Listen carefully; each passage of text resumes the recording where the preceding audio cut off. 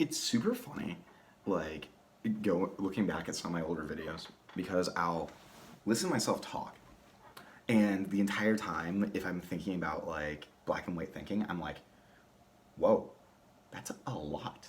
I really do just think in extremes. Anyways, Nameless Narcissist here, once again, bringing you the facts about MPD. I'm just by a man diagnosed with MPD. I'm no clinician, so take everything I say with a grain of salt. Who cares? But if you like this video, please like, comment, and subscribe. I hope that all of you will enjoy. So splitting. Splitting's interesting for a lot of reasons. It's very heavily tied to black and white thinking, obviously. They're sometimes used interchangeably, but black and white thinking, I feel like when people say splitting, they think like somebody with MPD or somebody with BPD, like exploding, right? Splitting as a verb, that's how I usually conceptualize it. But black and white thinking, I want to touch on a little bit first, because it's so fascinating to me, because how egocentric it is. Because I never even see that I'm doing it until after the fact. I mean, you can just listen to my verbiage and how often I say everyone or nobody or worthless or a mate, or like these very extreme sort of generalizations about people. And like, I kind of justify it to myself, like, oh, I'm just being hyperbolic, whatever.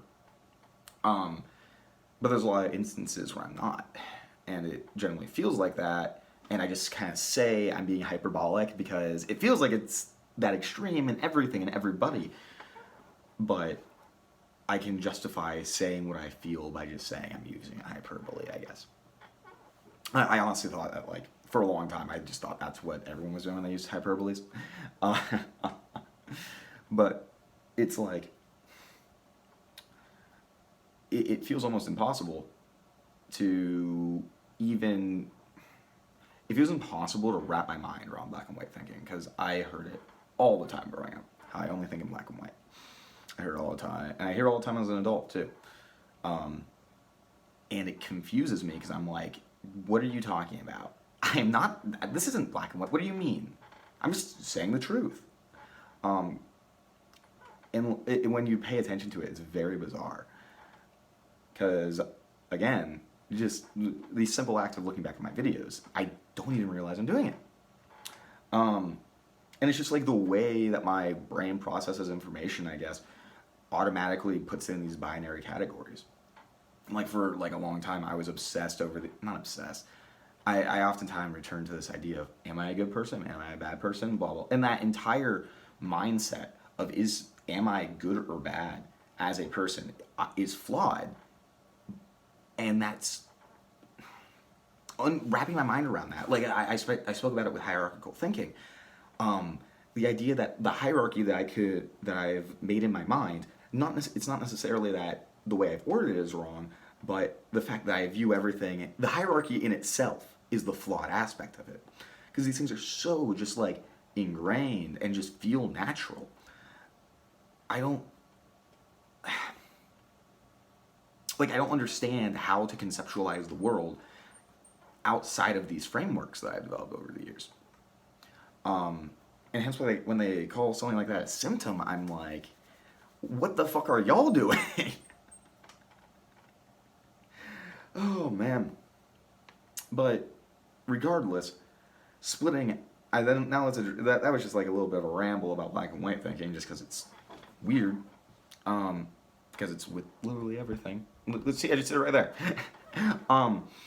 But splitting as a verb, as in, like, you have a buddy or a partner or someone who has NPD or BPD, and like they blow up on you out of nowhere. I do want to make this distinction. So, splitting in NPD versus BPD, I view as rather similar, but coming from kind of different places, caused by different things. Because ostensibly it is just us rejecting intolerable aspects of ourselves or another person in order to cope, I guess, and viewing them in those binary ways, and then that making our emotions run wild. I do think an important distinction, though, to remember is what causes splitting. in both these cases because I've said this before, but I view BPD as more of a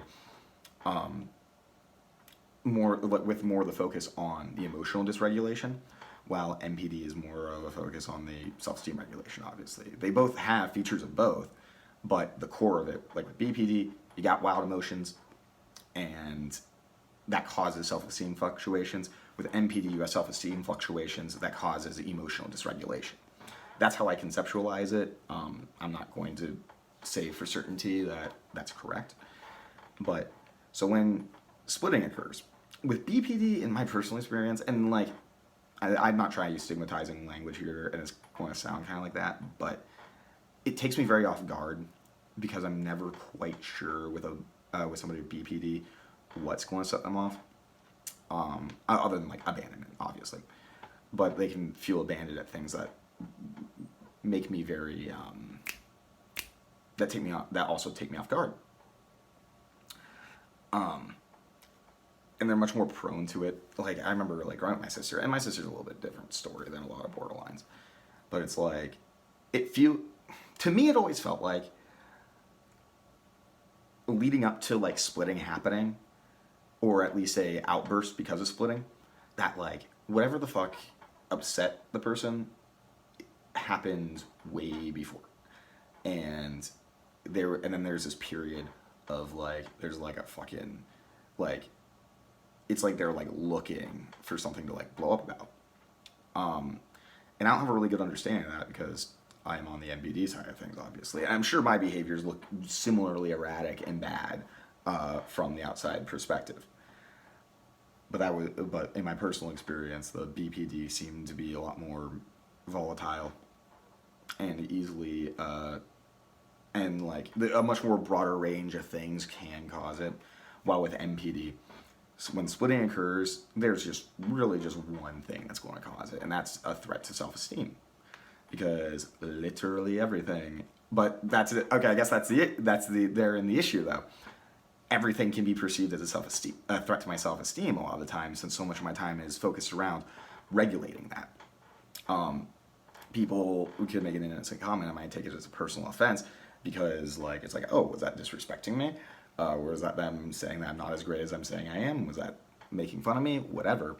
So I guess it looks at, I guess from the outside perspective, how I am viewing the BPD like splitting, the MPD splitting probably looks similarly.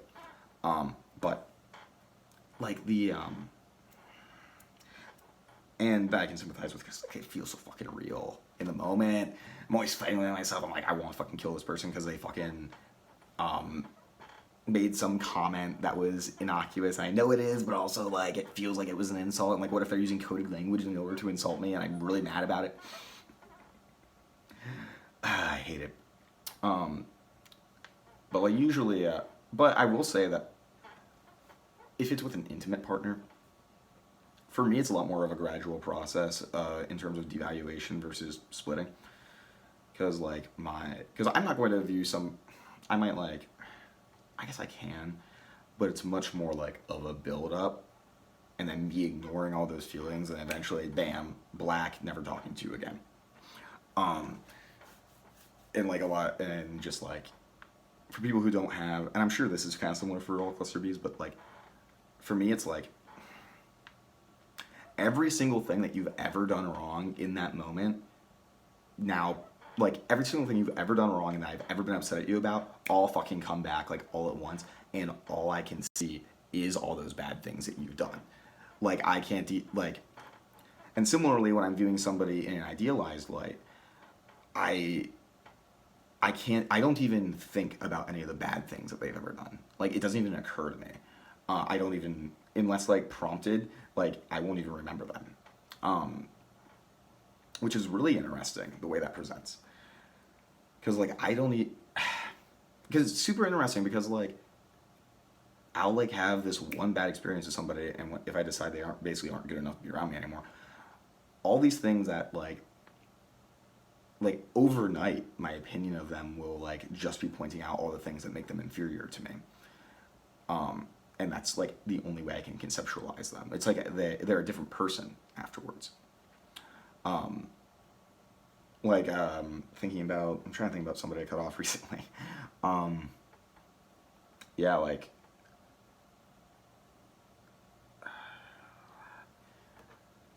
yeah, like I can only, the people that I've cut out of my life, I can only think about bad qualities of, unless I haven't, and that's like weird, I guess. Like when I like really think about it that way, because all these things I like praise them about, like I would be praising them about like the day before, defending them, saying they're fine, and then immediately, fucking they are worthless and all bad and never going anywhere. I hate them and pathetic. I think that's why it gets like it's very hard for me to handle criticism too, because I unconsciously ignore people's faults when I like them. When somebody acknowledges one of mine, it's very painful, I guess. I guess I have an expectation that people just ignore people's faults until they hate them, I guess. Unless the person wants to change those things. I don't know, it's confusing. Sorry, I'm in a vulnerable state. I'm fucking having a bad time. Oh my god, but yeah. That was just some musings on that. I hope all of you guys have a good day. Take your fucking meds.